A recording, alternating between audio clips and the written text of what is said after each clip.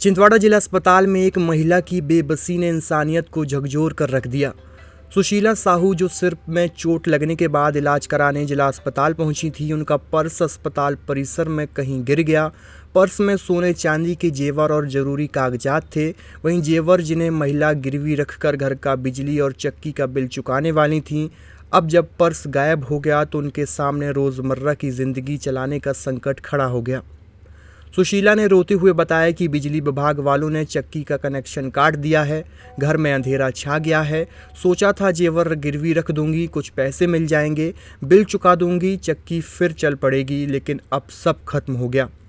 महिला ने बताया कि इलाज के दौरान उनका ध्यान कहीं और नहीं था, क्योंकि सिर में चोट थी।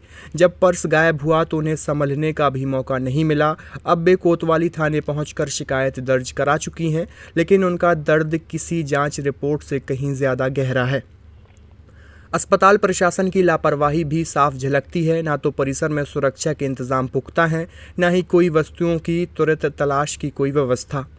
स्थानीय लोगों का कहना है कि अस्पताल में पहले भी ऐसे मामले सामने आ चुके हैं, लेकिन आज सुशीला की आंखों में इलाज से ज़्यादा उम्मीद अपने जेवरों की तलाश की है, क्योंकि वही थे उनके घर की रोशनी, उनके बच्चों के लिए चक्की की आवाज़ और जीवन चलाने का एकमात्र सहारा।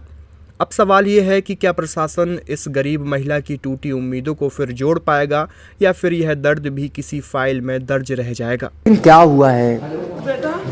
मेरे सिर में चोट लगी थी 4 बजे रात की। खून बह रहा था, मुझे होश भी नहीं था, ऐसे खून बह रहा। मेरे यहाँ आई इलाज करने को 12 बजे।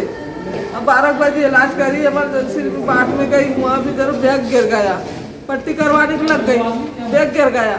अब वो बैग गिरा तो मुझे होश आवाज़ नहीं थी, मैंने देखी थी नहीं, पर्स इसमें है करके वो फटा था ना, उसमें से नीचे टपक गया। क्या क्या था उसमें? एक पायल थी 70 ग्राम की, एक 8 ग्राम का एक मुखड़ा था और 14 दाने सोने के थे। तो वो गिर गए यहाँ।